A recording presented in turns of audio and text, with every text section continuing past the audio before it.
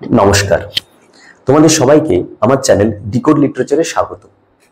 তোমরা সবাই জানো কিছুদিনের মধ্যেই এসএলএসটি ইংলিশ এক্সাম হতে চলেছে এবং এই এক্সামে তোমাদের মধ্যে কিছুজন রয়েছে যারা নতুন প্রথমবার এক্সাম দেবে, আবার কিছুজন রয়েছে যারা আগে এক্সাম দিয়েছো। এই এক্সামটি ক্র্যাক করার মাধ্যমে তোমরা সবাই টিচার হওয়ার স্বপ্ন দেখছো। দেখো, তোমাদের স্বপ্নকে যদি বাস্তবায়ন করতে হয় বা এই এক্সামকে যদি ক্র্যাক করতে হয় তাহলে একটি সুনির্দিষ্ট রোডম্যাপ প্রয়োজন strategy, technique, determination, dedication, discipline. হ্যাঁ, এবং সেই রোডম্যাপটি তখনই তুমি তৈরি করতে পারবে, তোমার স্ট্র্যাটেজি তখনই ফুলফিল করতে পারবে, ঠিকঠাক এগিয়ে নিয়ে যেতে পারবে যদি তুমি এই এক্সামটি বা যে এক্সামটি তুমি দিতে চলেছ তার পরিপূর্ণ সিলেবাস সম্পর্কে তোমার পূর্ণ ধারণা যদি থেকে থাকে, তবেই তুমি তোমার রোডম্যাপ ঠিকঠাক প্রত্যেকটি ধাপ পরপর ঠিক করতে পারবে। এই ভিডিওটি ভীষণ গুরুত্বপূর্ণ হতে চলেছে, কারণ এই ভিডিওতে আমি পুঙ্খানুপুঙ্খভাবে 9-10 সিলেবাস আলোচনা করব। শুধু সিলেবাস না, সেই সিলেবাসের প্রত্যেকটি টপিক, সেই টপিক সম্পর্কে ছোট ছোট করে কিছু ধারণা দেব। তাহলে দেখবে তোমাদের রোডম্যাপ তৈরি করতে সুবিধে হচ্ছে। এই ক্ষেত্রে এইটুকু বলে রাখি, আমি এই যে সিলেবাস, তোমরা সবাই জানো যে এই সিলেবাসটিকে কতগুলো নির্দিষ্ট সেকশনে ভাগ করা হয়েছে। পোয়েট্রি, ড্রামা, শর্ট স্টোরি, এসে এবং গ্রামার। প্রত্যেকটি সেকশনের প্রত্যেকটি টপিক পার্ট আকারে পরপর পার্ট 1, পার্ট 2, পার্ট 3 আমি ভিডিও বানাবো এবং তোমাদের সাথে থাকবো। Grammar section, poetry section, drama section, প্রত্যেকটি টপিক সুনির্দিষ্টভাবে লাইন বাই লাইন অ্যানালাইসিস করব। ডিভাইসেস, টেকনিক, টোন, পার্সপেক্টিভ, প্রত্যেকটি জিনিস আলোচনা করব। সেই জন্য তোমরা এই চ্যানেলটি সাবস্ক্রাইব করে নাও, আমার সাথে থাকো, আমি তোমাদের সাথে থাকবো। ঠিক আছে, চলো তাহলে আমরা আজকে দেখে নিই আমাদের 9-10 সিলেবাসটি, যেটি তোমরা এক্সাম দিতে চলেছ। চলো সিলেবাসটি আলোচনা করা যাক। এই যে সিলেবাসটি, এই সিলেবাসটি ঠিক ইউজি সেকশনের মতো বা পিজি সেকশনের মতো যখন আমরা পড়াশোনা করেছি বা তোমরা পড়াশোনা করেছো, দেখেছো যে প্রত্যেকটি সিলেবাস কতগুলো প্যাটার্নে ডিভাইডেড। এখানেও ঠিক তাই, poetry section, drama section, short story section, এসে সেকশন এবং গ্রামার সেকশন। পোয়েট্রি সেকশনের মধ্যে ইন টোটাল 16টি কবিতা রয়েছে, যেইগুলো আমাদের প্রত্যেকটি লাইন পুঙ্খানুপুঙ্খভাবে পড়তে হবে, তবেই গিয়ে আমরা এমসিকিউ প্যাটার্নে আনসার দিতে পারবো। আমরা জানি যে একটা লাইন থেকে 10, 12, 13 ধরনের প্রশ্ন হতে পারে। আমি আমার পরের ভিডিওগুলোতে আলোচনা করব যে এমসিকিউ সাধারণত কত ধরনের হতে পারে। For example factual MCQ, symbolic MCQ, thematic MCQ, এইরকম প্রচুর ধরনের এমসিকিউ সাধারণত হয়ে থাকে। সেই জন্য আমাদের প্রত্যেকটি লাইন ভালোভাবে পড়তে হবে, তার ইনার মিনিং, তার সারফেস মিনিং, তার মধ্যে যে টেকনিক রয়েছে, ডিভাইসেস রয়েছে, সবকিছু। আমি এই মুহূর্তে এত কিছুতে যাব না, আমি শুধুমাত্র সিলেবাসটা তোমাদের বুঝিয়ে দিচ্ছি এবং এই সিলেবাসের মধ্যে প্রত্যেকটি টপিক, সেই টপিকে পার্টিকুলার যে টপিকগুলো, সেই টপিকগুলোকে আমি 4টি সেকশনে ভাগ করেছি। এটি কি ধরনের ওয়ার্ক, এর মধ্যে থিমটা কি, সেন্ট্রাল আইডিয়াটা কি এবং টোন কি, আমি এইভাবেই চেষ্টা করেছি। পরে বিস্তারিত আলোচনা করব। এইটা করলে তোমাদের একটি ধারণা হয়ে যাবে যে আমাদের কোন ধরনের কবিতা আমাদের পড়তে হচ্ছে। যেমন এইখানে আমরা দেখব পোয়েট্রি সেকশনে রোম্যান্টিক, ভিক্টোরিয়ান এবং মডার্ন পোয়েট্রা রয়েছে। প্রথম যিনি রয়েছেন তিনি হচ্ছেন উইলিয়াম ওয়ার্ডসওয়ার্থ। উইলিয়াম ওয়ার্ডসওয়ার্থের অ্যাকচুয়ালি 6টা কবিতা আমাদের পড়তে হবে, যার মধ্যে প্রথমে থাকবে লুসি পোয়েমস। লুসি পোয়েমস, অনেকেই বলেন যে লুসি পোয়েমস অ্যাকচুয়ালি কতগুলো কবিতার সমষ্টি। লুসি পোয়েমস 5টি কবিতার সমষ্টি, 5টি। সেই 5টি কবিতা কোনগুলো? যেমন strange fits of passion have I known, she dwelled among the untrodden ways, traveled among unknown men, 3 years she grew in sun and shower, and a slumber did my spirit seal। এই total 5টা কবিতা মিলে নাম হয়েছে Lucy poems. এখন প্রশ্ন হচ্ছে কেন Lucy poems নাম হয়েছে? এইখানে আমরা দেখতে পাবো একটি মিস্টিরিয়াস গার্ল রয়েছে যার নাম হচ্ছে লুসি। তার লাইফ, তার গ্রোথ, তার রিলেশন উইথ নেচার এবং তার মৃত্যু নিয়ে টোটাল কবিতা। এইখানে আমরা এটাও দেখবো, আমরা জানি সবাই উইলিয়াম ওয়ার্ডসওয়ার্থ একজন নেচার পোয়েট। উইলিয়াম ওয়ার্ডসওয়ার্থ আমরা জানি, যখন পড়েছি উইলিয়াম ওয়ার্ডসওয়ার্থের প্যান্থেইজম, ট্রান্সেন্ডেন্টালিজম, এগুলো আমরা সব আলোচনা করব পরে। আমরা এখানে দেখব যে টোটাল কবিতাটিতে বা কবিতাগুলোতে মেলানকলিক এবং ইন্ট্রোস্পেক্টিভ টোন রয়েছে এগুলো লিরিক্যাল ব্যালাডস, ছোট ছোট ছোট ছোট ছোট ছোট কবিতা, এবং এর মধ্যে nature, love, solitude and death এই বিষয় নিয়ে টোটাল কবিতাটা এই লুসি পোয়েমস গুলো। এখানে আমরা দেখবো যে কবি খুব বিলাপ করবেন এই লুসির থেকে দূরে চলে যাওয়ার জন্য, লুসি কেমন করে নেচারের কোলে বড় হয়ে উঠেছিল এবং নেচারের সাথে রিলেশন, এই বিষয়গুলো আমরা দেখতে পাবো। এইটি হলো উইলিয়াম ওয়ার্ডসওয়ার্থের প্রথম 5টি কবিতার সমষ্টি লুসি পোয়েমস। সেকেন্ডে আসি, তারপরের যে কবিতাটি আমাদের পড়তে হবে সেটি হলো the world is too much with us. এটি একটি পেট্রাকান সনেট এবং এর বিষয়বস্তু হচ্ছে মেটেরিয়ালিজম এবং loss of spiritual connection with nature. আসলে এখানে কবি বিলাপ করতে থাকবেন যে আমরা মেটেরিয়ালিস্টিক হয়ে পড়েছি, এবং আমরা মেটেরিয়ালিস্টিক হয়ে পড়েছি বলেই আমরা নেচারের থেকে অনেক দূরে চলে যাচ্ছি। খুব স্বাভাবিক, তাই না? তো এইভাবেই আমাদের পড়তে হবে। এখানে আমরা ক্রিটিক্যাল এবং নস্টালজিক টোনে দেখব। হ্যাঁ, ক্রিটিক্যাল টোন। কেন ক্রিটিক্যাল টোন? কারণ উইলিয়াম ওয়ার্ডসওয়ার্থ তিনি সর্ট অফ ক্রিটিক। আমরা জানি যে উইলিয়াম ওয়ার্ডসওয়ার্থ শুধুমাত্র একজন বিখ্যাত কবি নন, তিনি ক্রিটিকও। সেই জন্য সেই ক্রিটিক্যাল যে ক্রিটিক ব্যাপারটা ওনার ভেতর থেকে বেরিয়ে আসবে এইখানে। The world is too much with us, এখানে তিনি আমরা কতটা মেটেরিয়ালিস্টিক হয়ে পড়েছি এই বিষয়ে কথা বলবেন। নেক্সট কবিতা চলে যাই। নেক্সট আমরা পাবো পিবি শেলি। ওনার লেখা দুটো কবিতা আমাদের সিলেবাসে রয়েছে। প্রথম কবিতার নাম ode to the west wind, এবং সেকেন্ড যে পোয়েমটি রয়েছে সেটি হচ্ছে টু আ স্কাইলার্ক। দেখো, পিবি শেলি আমরা জানি যখন উনি যে কবিতাগুলো লিখে গেছেন প্রত্যেকটি কবিতার মধ্যে আমরা দেখতে পাবো যে তিনি একটা গোল্ডেন মিলেনিয়াম সর্ট অফ কিছু আশা করবেন। তো যাই হোক, ode to the west wind সম্পর্কে একটু জেনে নিই। এই কবিতাটি একটি ওড এবং তারজারিমা প্যাটার্নে লেখা হয়েছে। এর মধ্যে আমরা কি দেখতে পাবো? Change, decay, renewal and poetic inspiration. আসলে বিষয়টা হচ্ছে এই ওড টু দ্য ওয়েস্ট উইন্ডে আমরা একটা প্যাশনেট প্রোফেটিক টোন দেখতে পাবো, যেখানে পিবি শেলি তিনি নিজে ইন্সপায়ার্ড হতে চাইবেন ওয়েস্ট উইন্ডের ইন্সপিরেশন নিয়ে, এবং ওয়েস্ট উইন্ডের যে ইনফ্লুয়েন্স তিনি নিজের মধ্যে এনে নিজের রেভলিউশনারি আইডিয়াসগুলো সমাজের মধ্যে ছড়িয়ে দিতে চাইবেন। খুব সুন্দর কবিতা। এটাকে আমরা যদি পুঙ্খানুপুঙ্খভাবে পড়ি আমরা বুঝতে পারবো। নেক্সট কবিতা to a skylark. To a skylark এটি একটি লিরিক পোয়েম। দেখো, এই যে স্কাইলার্ক এখানে একটি মানে এটি যে একটি বার্ড, ব্লাড অ্যান্ড ফ্লেসের তা কিন্তু নয়, এটি একটি সিম্বল আকারে আমরা দেখব। এটি একটি লিরিক পোয়েম। এখানে আমরা আইডিয়াল হ্যাপিনেস ভার্সেস হিউম্যান সরোর একটা পার্ট দেখতে পাবো, ঠিক যেমনটা ওড টু আ নাইটিঙ্গেল আমরা দেখতে পাবো। যেন কবি এখানে বলবেন আমরা আমাদের জগতে ইলনেস রয়েছে, আমাদের জগতে টেনশন রয়েছে, অ্যাংজাইটি রয়েছে, প্রচুর কিছু রয়েছে, কিন্তু স্কাইলার্কের জগতে সেই রকম কিছু নেই। তো সুতরাং আমরা দেখবো যে স্কাইলার্ক এখানে একটা সিম্বল, সোর্স অফ জয়, ঠিক আছে? এবং এখানে আমরা একটা রেভারেন্ট টোন দেখতে পাবো, একটা আইডিয়ালিজম দেখতে পাবো, but at the same time রিয়েলিজমও দেখতে পাবো।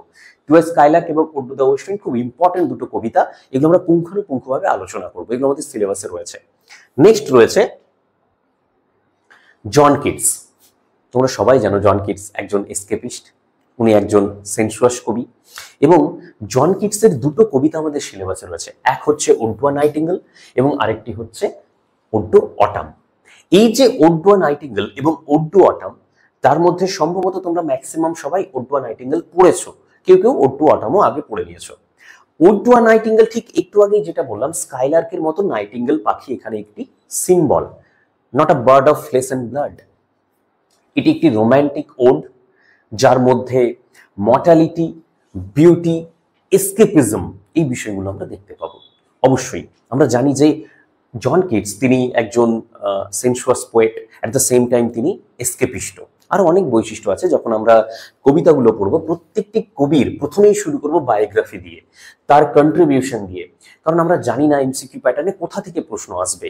তো সেই জন্য আমাদের প্রত্যেকটা জিনিস কভার করে রাখতে হবে, বায়োগ্রাফি থেকে শুরু করে তার লিটারি যে ক্যারেক্টারিস্টিক্স, ওয়াই জন কিটস কেন ডিফারেন্ট ফ্রম আদার্স, এইগুলো আমাদের জানতে হবে, তবে গিয়ে আমরা তার কবিতাগুলো বুঝতে পারবো। দেখো, এমসিকিউ প্যাটার্ন বুঝতে পারছো যে সুনির্দিষ্ট সিলেবাস দেওয়া রয়েছে এবং হাজার হাজার স্টুডেন্টস অ্যাসপিরেন্টস তারা পরীক্ষা দেবে এবং প্রত্যেকেই হার্ড লেবার দিয়ে পরীক্ষা দেবে। তো সুতরাং আমাদের কোনো ফাঁক ফোকর রাখা যাবে না, আমাদের প্রত্যেকটি লাইন, প্রত্যেকটি বিষয় জানতে হবে, অ্যাট দ্য সেম টাইম তার কন্ট্রিবিউশন কবির সম্পর্কেও জানতে হবে। যাই হোক, এগুলো আমরা পরের ভিডিওতে অবশ্যই পাটে পাটে পাটে পাটে আনবো।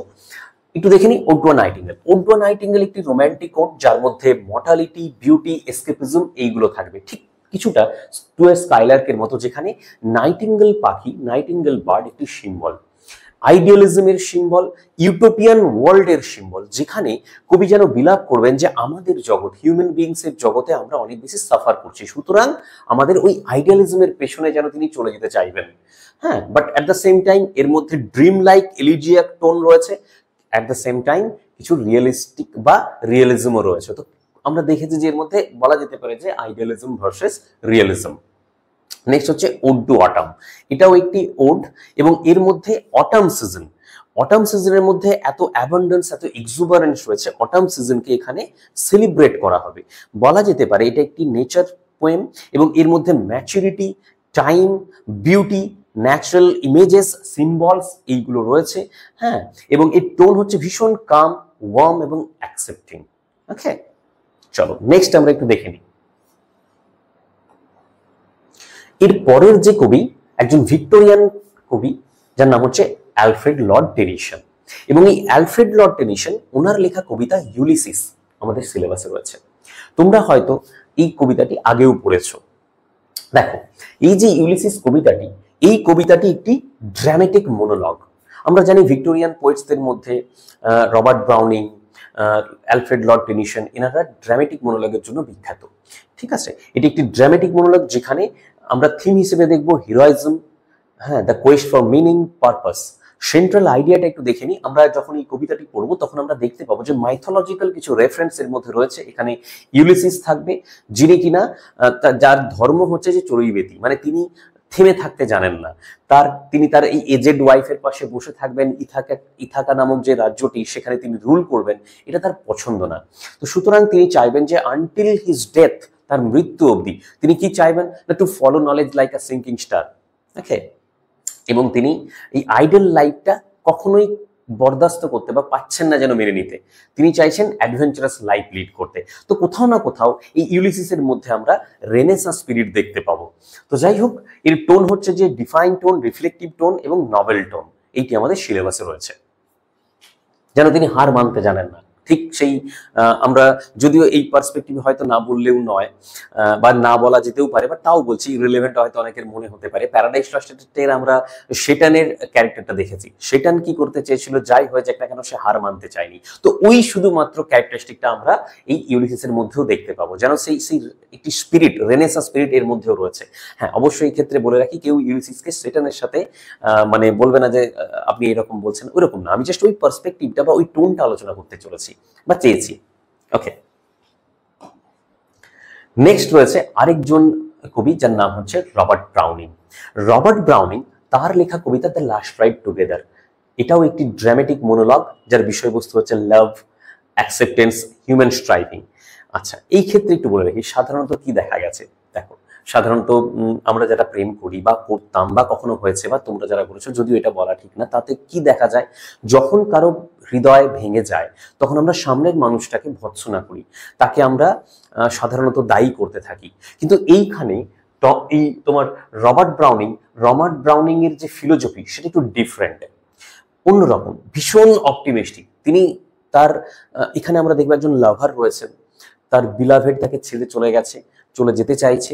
লাভার তার প্রতি ভীষণ কৃতজ্ঞ, এবং সেই জন্য লাভার তাকে বলছে যে লাস্ট বারের মতো যদি একটু আরেকবার সেই একই রকম এক্সপিরিয়েন্স আমরা যদি করি, লাস্ট বারের মতো যদি রাইডটা একসাথে করি, তাহলে অনেক কিছু হতে পারে। তো এটা philosophical tone, hopeful tone, resigned tone আমরা এখানে দেখতে পাবো।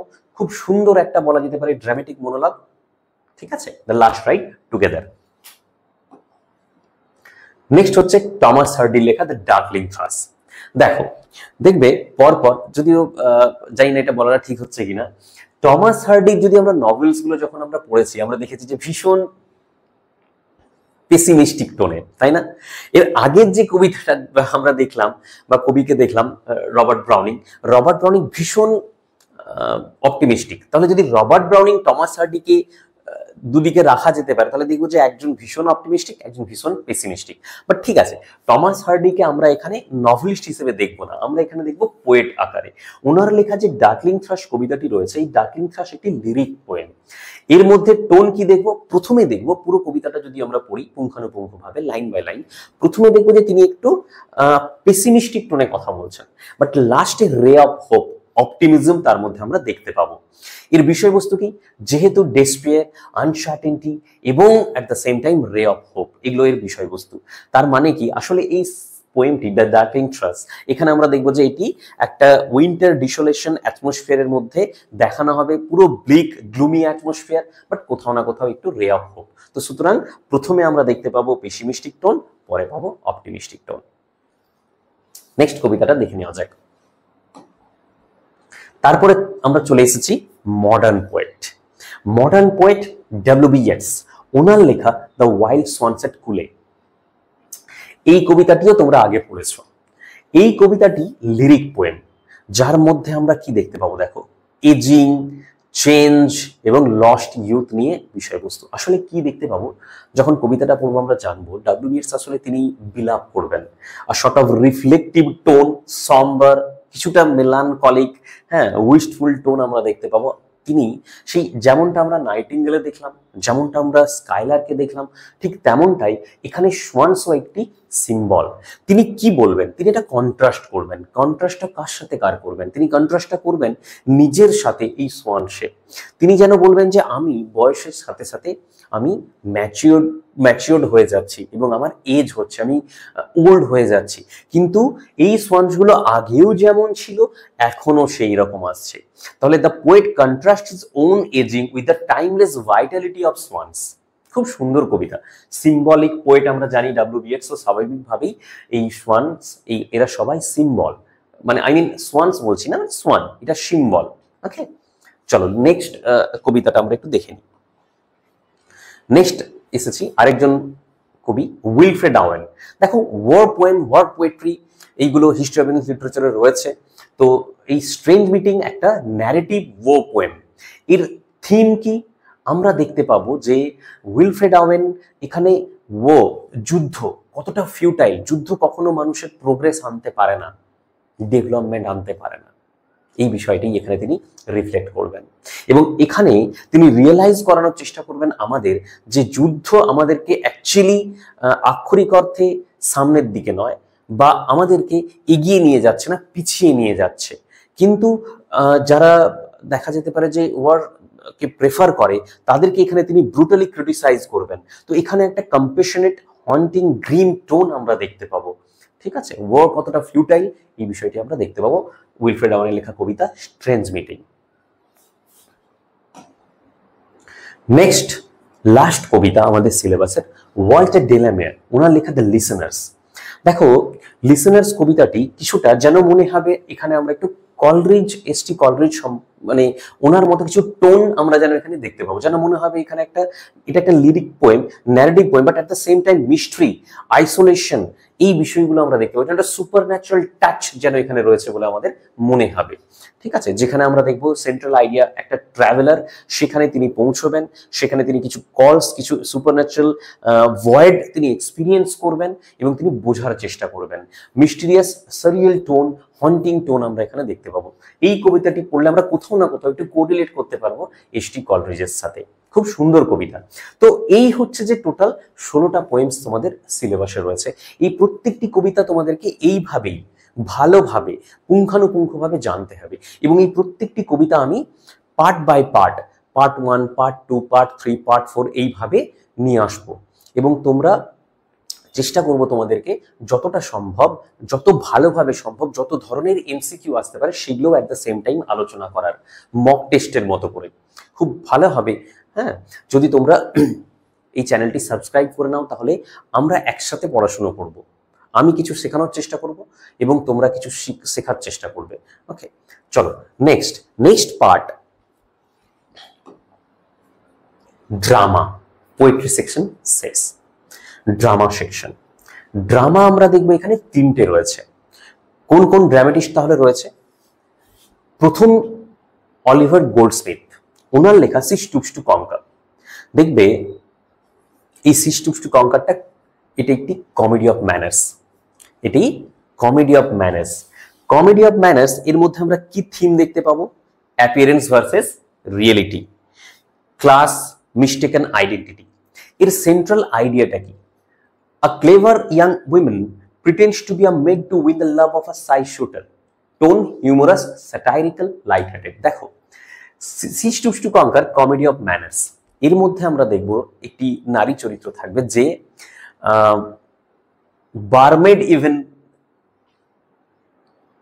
হয়ে যাবে শুধুমাত্র মার্লোকে পাওয়ার জন্য। খুব সুন্দর। এখানে অবশ্যই স্যাটাইরিক্যাল টোন দেখব। হ্যাঁ, তার কারণ আমরা জানি যে কমেডি অফ ম্যানার্স এর মধ্যে ক্রিটিসাইজও করা হয়, এক্সপোজ করা হয়। তো এই ড্রামাটা ভীষণ important. Okay, next drama GB Shaw, George Bernard Shaw, ওনার লেখা আর্মস অ্যান্ড দ্য ম্যান। খুব ইম্পর্টেন্ট ড্রামা, একটা Shavian play, problem play, anti romantic comedy, ভীষণ ইম্পর্টেন্ট। এখানে tone satirical tone, ironic tone, intellectual tone, যার মধ্যে বিষয়বস্তু কি? দেখো, আমরা অনেকে ভালোবাসা নিয়ে রোম্যান্টিসাইজ করি, আমরা যুদ্ধকে নিয়ে রোম্যান্টিসাইজ করি। আমরা দেখবো জিবি শ তার মাউথপিস লাউকা এবং ব্লাঞ্চলির মাধ্যমে আমরা দেখবো যে এই যে রোম্যান্টিক ওয়ার্ল্ডকে তৈরি করার যে প্রবণতা, সেটাকে ক্রিটিসাইজ করবেন, এবং এই থিম আমরা এখানে দেখতে পাবো, রিয়েলিজম ভার্সেস রোম্যান্টিসিজম। নেক্সট হচ্ছে সেন্ট্রাল আইডিয়া। অবশ্যই যেটা একটু আগেই বললাম যে ও এবং লাভকে নিয়ে যে রোম্যান্টিক ইলিউশন আমাদের মধ্যে রয়েছে, সেগুলো উইটি ডায়লগ এবং স্যাটায়ার, সার্কাজম, আইরনির মাধ্যমে জিবি শ ভেঙে গুঁড়িয়ে দেবেন। আমরা জানি যে তিনি একজন আইকনোক্লাস্ট। ওকে, তো সেই জন্য এটাকে অ্যান্টি রোম্যান্টিক কমেডি বলা যেতে পারে। এটা আমাদের সিলেবাসে রয়েছে। নেক্সট রয়েছে গলসোর্তির জাস্টিস। খুব ইম্পর্টেন্ট একটা সোশ্যাল প্রবলেম প্লে, যেখানে আমরা দেখব যে আমাদের এই হিউম্যান ওয়ার্ল্ডে লিগাল সিস্টেম কতটা ইনজাস্টিস নিয়ে আসতে পারে, এই বিষয়টি আমরা এখানে দেখতে পাবো। তাহলে থিম সেই জন্য ইনজাস্টিস, লিগাল সিস্টেম এবং হিউম্যান ডিগনিটি। এই নাটকটিতে আমরা সেন্ট্রাল আইডিয়া হিসেবে কি পাবো? দেখো, এই নাটকের মধ্যে আমরা দেখবো যে লিগাল সিস্টেম, সেই লিগাল সিস্টেম পেনাল সিস্টেমকে ক্রিটিসাইজ করবে। একটা সাধারণ অর্ডিনারি ম্যান, সে বিচার পাবে না, তার ন্যায় বিচার হবে না, এবং সে এই ভিক্টিমাইজড হবে এই পেনাল সিস্টেমে। এই বিষয়গুলো আমরা এখানে দেখতে পাবো। এবং ভীষণ সিরিয়াস, এমফ্যাটিক, রিফর্মিস্টন, গলসোর্তির লেখা জাস্টিস। এই তিনটে ড্রামা আমাদের সিলেবাসে রয়েছে, justice, arms and the man এবং She Stoops to Conquer। এইগুলো ড্রামার মধ্যে আমাদের। হ্যাঁ, এই ক্ষেত্রে একটু বলে রাখি, যেমন পোয়েট্রি তোমরা পড়ছো, ড্রামাও পুঙ্খানুপুঙ্খভাবে আমাদের পড়তে হবে। নইলে অনেকের কনসেপ্ট থাকে যে আমি ভালো করে পোয়েট্রিগুলো পড়ে নিচ্ছি, ড্রামাগুলো না। না না, একেবারেই না। যেহেতু এমসিকিউ, প্রত্যেকটা লাইন ভালোভাবে পড়তে হবে, যে কোনো লাইন থেকে প্রশ্ন আসতে পারে। নেক্সট ড্রামার পরের পার্ট দেখে নিই। ড্রামার পরে আসছি শর্ট স্টোরি। এই ক্ষেত্রে বলে রাখি, 9-10 এর সিলেবাসে নভেল নেই। 11-12 এর জন্য যারা দেবে তারা অবশ্যই নভেল পাবে। আমি প্রথমে 9-10টা আলোচনা করে নিচ্ছি, এর পরের ভিডিওতে আমি 11-12 এর সিলেবাস নিয়ে আসবো, বুকস নিয়ে আসবো, কোন কোন বই প্রেফার করতে হবে এবং কোন কোন স্ট্র্যাটেজি ফলো করতে হবে, কিরকম করলে তুমি তোমার রোডম্যাপ প্রপারলি তুমি সাজাতে পারবে, এবং তারপরে আলোচনা করব প্রত্যেকটা topic part by part. Okay, so short স্টোরিগুলো একটু দেখে নিই। দেখো, শর্ট স্টোরিতে প্রথম যে শর্ট স্টোরি রয়েছে, সেই জোসেফ কনরাডের লেখা দ্য লাগুন। এটি একটি সাইকোলজিক্যাল সিম্বলিক শর্ট স্টোরি, যার বিষয়বস্তু কি? বিষয়বস্তু হচ্ছে বিট্রেল, গিল্ট, মোরাল কনফ্লিক্ট। ঠিক আছে, লাগুন। এই লাগুনে আমরা দেখব যে কেমন করে অতীতে একজন সে বিট্রে করেছিল, এবং তার মনে হয়েছিল যে সে হয়তো অন্য কিছু করলেও পারত, এবং এই স্টোরির মধ্যে আমরা দেখতে পাবো যে সে ওই বিট্রে যেটা করেছিল তার দ্বারা সে হন্টেড হতে থাকবে। এই বিষয়টি আমরা এখানে দেখতে পাবো। খুব সম্বার, রিফ্লেক্টিভ, ট্র্যাজিক টোন। ওকে, নেক্সট যেটা রয়েছে সমরসেট মগার লেখা দ্য লোটাস ইটার। এটি একটি রিয়েলিস্টিক শর্ট স্টোরি, যার মধ্যে হিডনিজম, আইসোলেশন এবং কনসিকুয়েন্সেস অফ চয়েস। খুব সুন্দর একটা short story. Consequences of choice বলতে মনে পড়লো, দেখবে আমরা রোড নট টেকেন পড়েছিলাম, রোড নট টেকেন। ওকে, সেই রোড নট টেকেনে যেন এমন একটি কবিতা যেটা আমাদের জীবনে প্রত্যেকটা দিন আসে। 2, 3, 4টে চয়েস আমাদের কাছে দেওয়া হয়, তার মধ্যে আমাদেরকে একটি চয়েস বেছে নিতে হয়, এবং সেই চয়েসের উপর আমাদের রেজাল্ট ডিপেন্ড করে থাকে। তো ধরে নাও যে আগামী কিছুদিনের জন্য তোমাদের কাছে একটি মাত্র চয়েস অ্যাভেলেবল, প্রচুর হার্ডওয়ার্ক, প্রচুর কঠোর পরিশ্রম, তাহলে তোমাদের স্বপ্ন বাস্তবায়ন হবে। বাস্তবায়িত তোমরা করতে পারবে।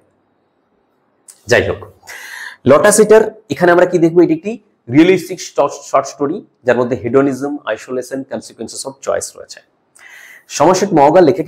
এখানে বিষয়টা কি, এখানে আমরা দেখবো একজন ক্যারেক্টার রয়েছে, সেই ক্যারেক্টারটি ইজ এবং লেজারের জন্য বাকি হিউম্যান ওয়ার্ল্ড সাধারণত যেরকম ডিসিশন নেন না, তিনি সেই রকম ডিসিশন নেবেন।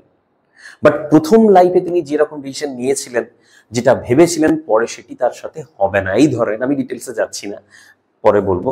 তো আইরনিক, ফিলোজফিক্যাল, মেলানকলিক টোন আমরা দেখতে পাবো এই শর্ট স্টোরি লোটাস ইটারের ভেতরে। ওকে, চলো আমি ডিটেলসে বলছি না, পরে বলবো। নেক্সট হচ্ছে ও হেনরির লেখা দ্য গিফট অফ দ্য ম্যাজাই। খুব সুন্দর শর্ট স্টোরি। এই শর্ট স্টোরিতে আমরা কি দেখতে পাই, এটা একটা সেন্টিমেন্টাল শর্ট স্টোরি।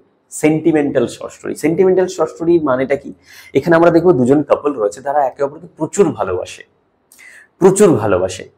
হ্যাঁ, এবং তারা ইভেন তাদের ভালোবাসার জন্য তার সব থেকে পছন্দের জিনিসটাও তারা স্যাক্রিফাইস করতে পারে ভালোবাসার জন্য। দ্য গিফট অফ দ্য ম্যাজাই, এর মধ্যে আমরা অ্যালিউশন পাবো। হ্যাঁ, এটাও আইরনিক অ্যাফেকশনের টোন এর মধ্যে একটু দেখতে পাবো। হ্যাঁ, এখানে আমরা দেখতে পাবো যে কি করে তারা সেলফলেস স্যাক্রিফাইস করেছিল ক্রিসমাসে একে অপরকে গিফট দেওয়ার জন্য। খুব সুন্দর শর্ট স্টোরি। নেক্সট হচ্ছে বেটসের লেখা দ্য অক্স। এটি একটি রিয়েলিস্টিক শর্ট স্টোরি, যেখানে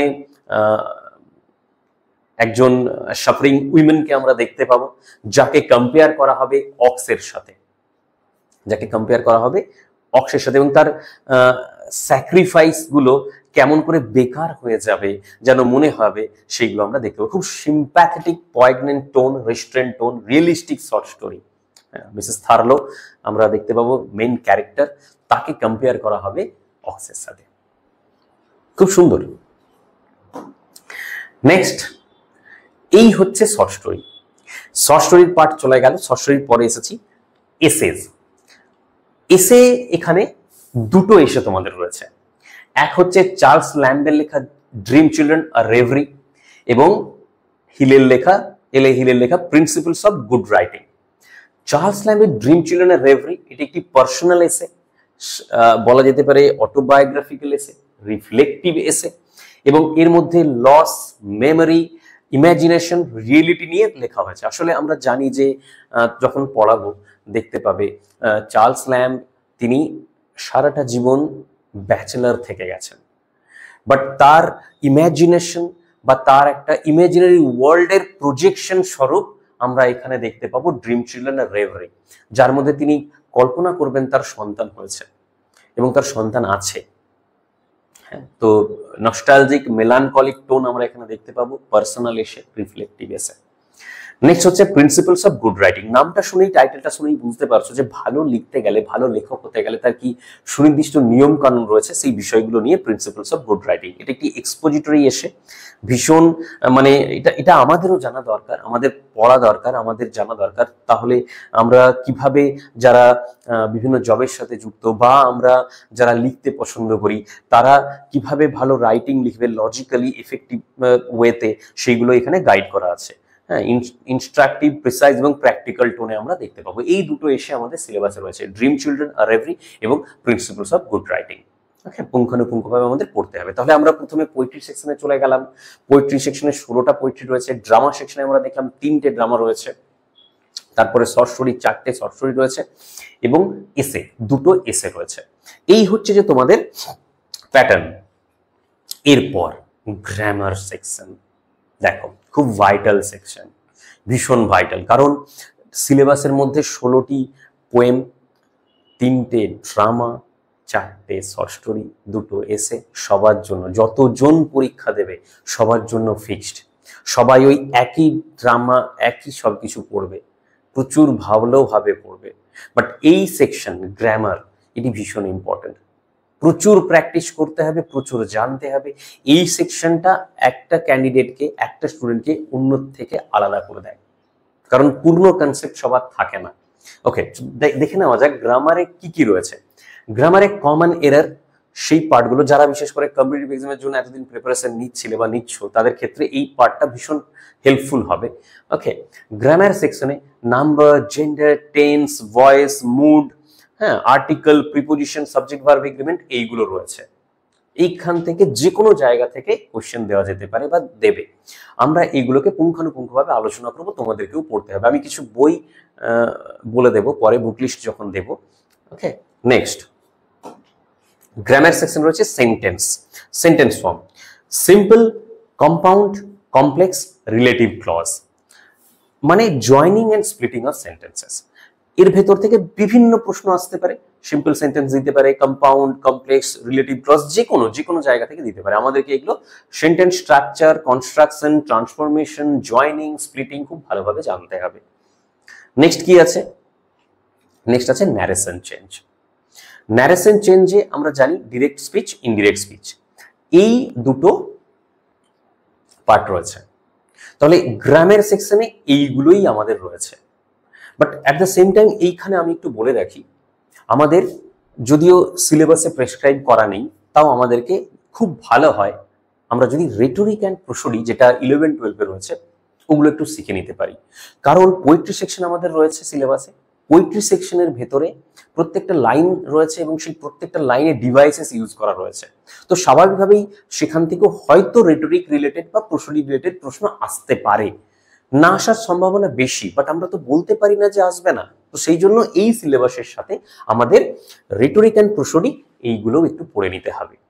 এই হচ্ছে যে মূলত সিলেবাস 9-10 জন্য। পুঙ্খানুপুঙ্খভাবে ভালোভাবে সিলেবাসগুলো পড়তে হবে এবং প্রত্যেকটি ভালো করে জানতে হবে, তবেই গিয়ে এমসিকিউ ক্র্যাক করা যাবে। তো এই সিলেবাসটি এইভাবেই আমি আলোচনা করলাম। যদি তোমাদের ভালো লেগে থাকে লাইক করো, কমেন্ট করো, সাবস্ক্রাইব করো। সাবস্ক্রাইব করে থাকলে আমি পরপর পার্ট করে যখন আলোচনা করব তোমাদের কাছে নোটিফিকেশন চলে যাবে। এবং তোমাদের কোনো সুবিধে সাজেশন যদি থাকে অবশ্যই কমেন্ট করো। Thank you so much. নমস্কার।